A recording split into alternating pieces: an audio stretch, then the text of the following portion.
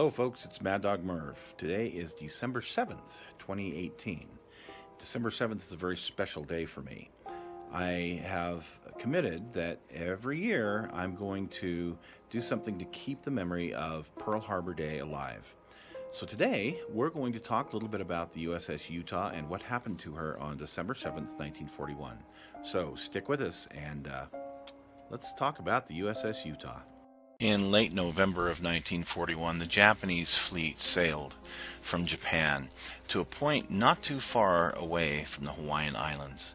They had 6 aircraft carriers with them, and they launched this attack on December 7th, 1941. This is a diorama I did at the Fort Douglas Museum back in 2001 of the Japanese fleet.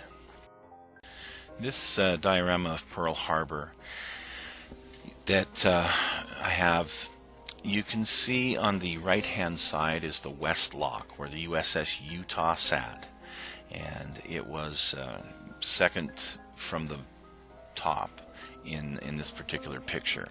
But you can also see Battleship Row on the left hand side of this photo. Here's an actual photo taken in October of 1941, and you can see at the bottom of the photo here, the second berth in is where the USS Utah would have sat. The USS Utah was at berth 11, and this area was known as Carrier Row. Battleship Row, which everyone's heard about, would be at the top of the photo, and that's where the battleships were normally, but the carriers would usually berth here on the West Lock. The USS Utah was the second and final member of the Florida-class dreadnought battleships. She was laid down in March of 1909, launched in December of 1909, and commissioned in August of 1911. It was a battleship that had 10 12-inch main guns, and at the time was one of the most powerful in the entire world. Due to the Washington Naval Arms Reduction Treaty of 1922, the USS Utah was surplus to that treaty limit and was removed from frontline service and relegated to being a gunnery ship and a target ship. Here she is in the last picture taken of her in, I want to say this was August of 1941 at Puget Sound, getting the new dark gray paint job. And here she is in her target ship mode. You can see the timbers that are on the deck that are designed to take the impact of these practice bombs, as well as what was called the dog houses that were put over the anti-aircraft armament that she wore, which her anti-aircraft armament was the top of the line. It was the best of the new weapons that the fleet had. At 7:53 a.m. on December 7th, 1941, a group of Type 97 Kate torpedo planes, like the one pictured here, came out of the southwest, headed towards the West Lock of Pearl Harbor. It is a misnomer that they thought the Utah was a aircraft carrier because of the wood that was scattered all over the deck. That is certainly not true. And you can see by this particular picture that's taken with the similar lighting to what the Japanese would have saw, that this was obviously, they saw a battleship. And in the heat of the moment, the heat of battle, they decided to go ahead and drop torpedoes on it. 2 of the Japanese aircraft dropped their torpedoes at the USS Utah. And you can see this is what they would have viewed as they flew over the USS Utah, realizing that yes, definitely this was a battleship. But again, these were young aviators and the first time in battle, and you can understand the mistake that they had made.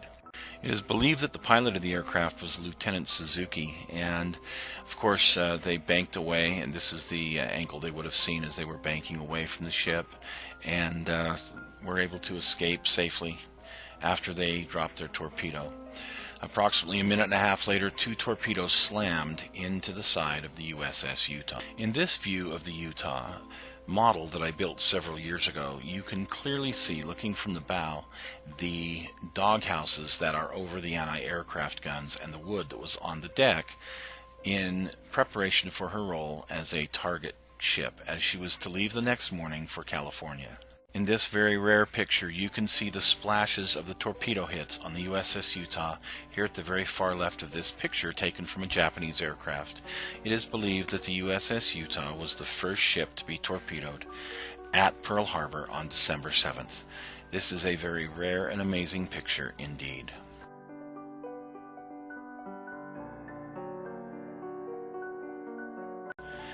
This picture, where you can see the torpedo splashes on Battleship Row, you can also see off to the left the USS Utah has already started to list after being hit from the torpedoes.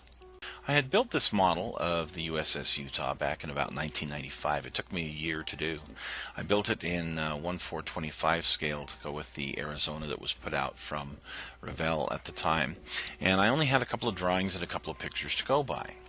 Well, one of the things I did was a lot of research and talking with some of the veterans that were actually there.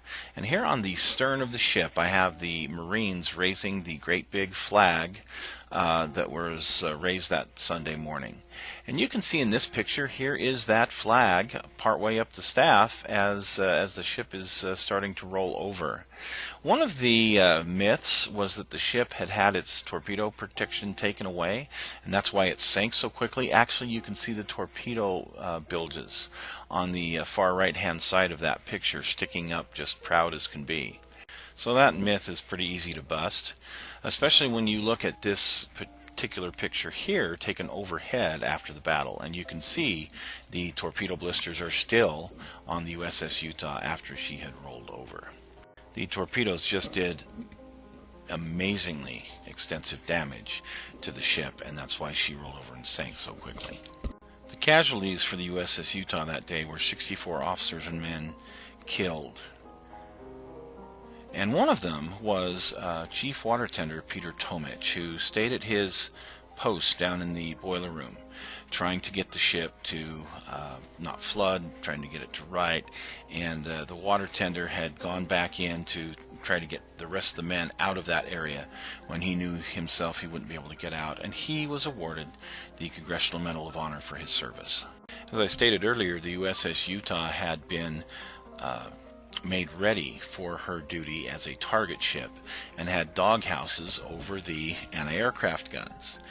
The fleet used to take turns sending gunners there for training, and it's unfortunate that they didn't have any gunnery people on board at the time, as they probably would have downed quite a few aircraft with these weapons. After the attack, all of the ships that were damaged in Pearl Harbor were assessed for their ability to be raised and returned to service. However, the USS Utah, being just a gunnery training ship and a target ship, it was decided that it really wasn't worth their time.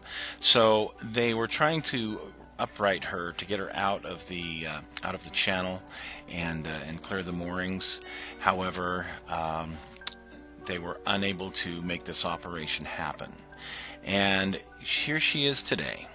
Although she's been partially uprighted, she's still sitting approximately where she was, damaged on December 7th, 1941. Today on the west side of Ford Island there is a memorial to the USS Utah and the men that were killed in the attack. However, it's very difficult to get over there unless you have certain clearances. I was fortunate enough to go over there with Dick Fisk back when he was alive, one of my trips to Hawaii. Very humbling feeling to stand here and look at the Hulk. It felt like I could reach out and touch it, even though I couldn't, but this view is looking from the angle of where the Japanese aircraft would have come in on that morning. So this was quite the experience for me to be able to see this. So I wanted a USS Utah model in my collection, but nobody makes one in any of the mainstream sizes, not even in resin. So I knew that the only way I was going to do it was either convert something that already existed, or I was going to have to scratch build. And there was no way that I could convert that Arizona kit from Revell. It was just too large. So I had to take what drawings and pictures I had, scale everything down, and go from there. So the hull itself is 3 acrylic sheets, plexiglass basically, that I had sandwiched together, and then I began to carve and I began to sand to get the proper shape to the drawings that I had. The railings and some of the other fixtures are photo etch, and they came from a Gold Medal Models photo etch kit for the 126 or 426 scale Arizona. So that was very helpful. The barbettes I made out of wooden dowels, the turrets, the smokestack, the dog houses that were over the anti-aircraft guns, all of that kind of stuff is scratch built out of styrene, as well as the mooring keys and the little boats, whatnot. So a lot of scratch built styrene, a lot of scratch built brass. The mast was actually made by using brass rod, and there's a certain technique that you can use to do that. I learned that technique, and yeah, that in and of itself took about a week. The entire ship took me nearly a year to build, but I wanted it to look accurate, including the planks on the deck, to how it was the morning of December 7th, 1941. Hopefully someday somebody will come out with a model of this fine ship.